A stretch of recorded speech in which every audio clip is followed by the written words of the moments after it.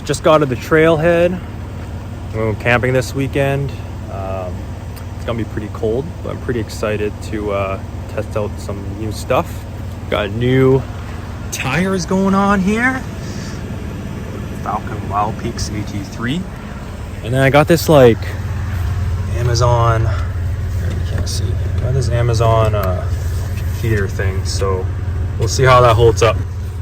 But in the meantime, apparently there's a driver's meeting that I got to attend. So serious. Starting now, put it to 4 high, just do it. Needs to pretty much stop at the bottom of each hill and wait for the vehicle in front to proceed. The vehicle in front will advise on the radio when the second car can proceed, and then keep doing that until everyone else is through. Because if for any reason the vehicle going up the hill loses momentum, it will come back down the same way.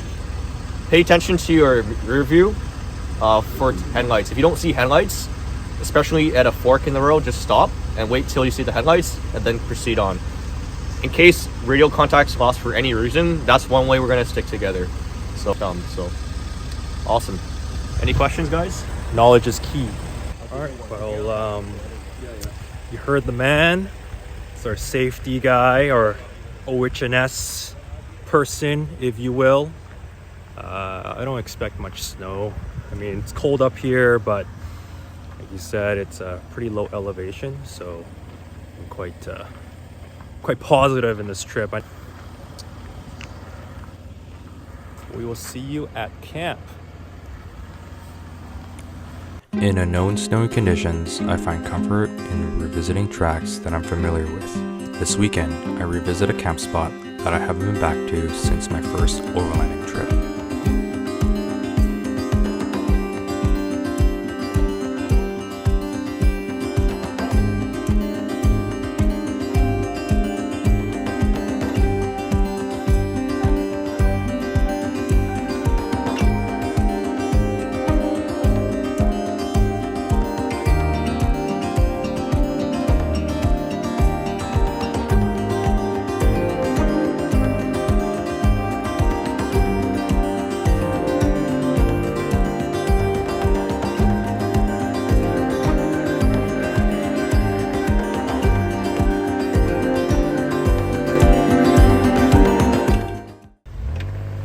As we approached closer to the pin, we saw some tire tracks that led deeper into the trees, and then they stopped. I'm thinking anywhere we go, we gotta dig out, and seems pretty tight back there. Is it? So,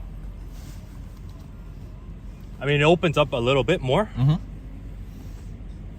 We can go there instead of here, but Sounds good. should we do that? Yep. All right. All right.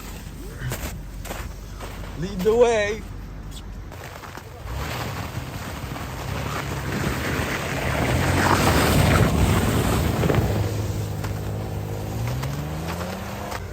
We just got a camp. Found this spot here. As you can see, it's pretty. There's a lot of snow. I parked over here, just kind of leveled out, spinning the tires and making that happen. Looks like we're just gonna probably dig this area out as our common space, and we'll have the gang just circle around and make it happen. They're still waiting over there. We have a Ford Raptor in the convoy. I've never seen a Ford Raptor off-road. This is my first one, so this will be kind of cool.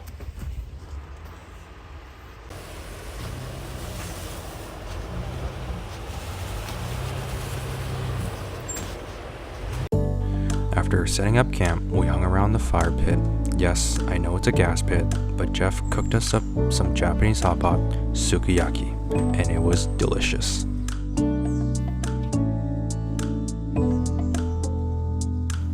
After the amazing dinner, it was time for bed. Got the diesel heater running. Just come into this now. It's actually super hot in here.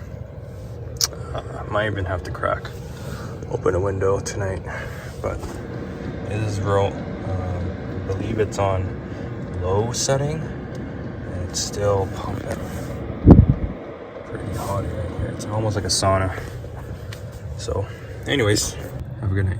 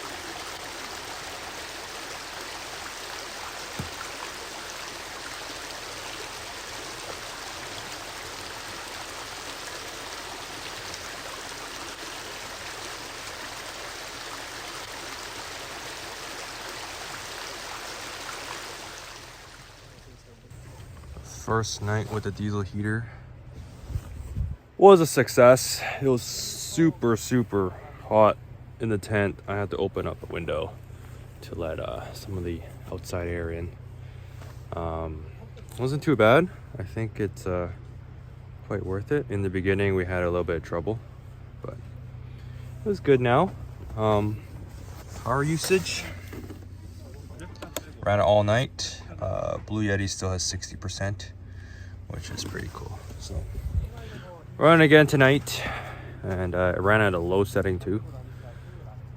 So yeah, everyone else has their fancy $2,000 diesel heater, like one of those, and the Raptor has one too.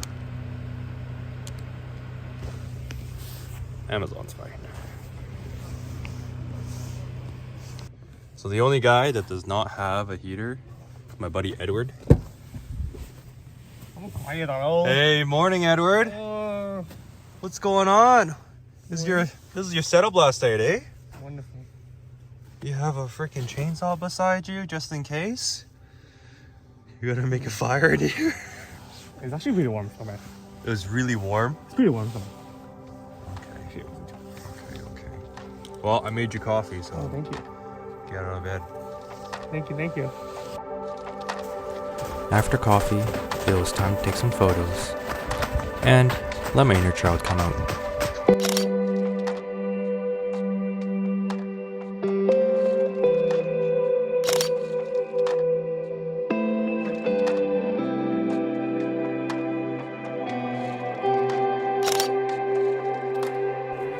Sometimes we get too caught up in our everyday lives to do what we think we should be doing, and not enough time to do what we want to do.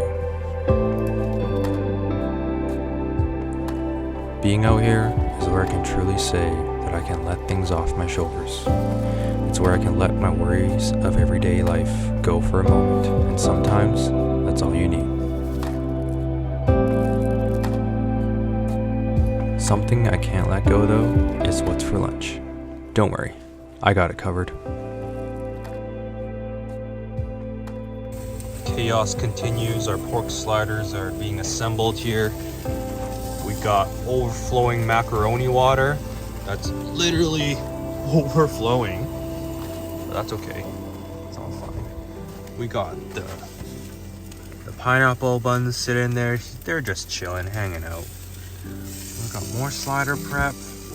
We got some Spam diced. Damn. Course number 2. We got the pineapple buns already.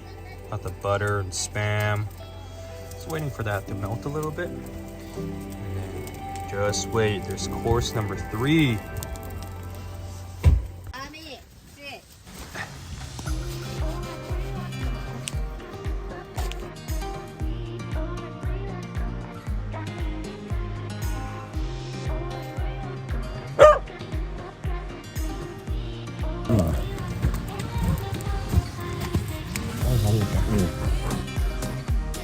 After the stories are told and the laughters are heard, it's moments like these where we'll stare at the same fire and have nothing left to say that I feel the fulfillment of being right here. Until next time, this is Victor from Off the Great Adventure.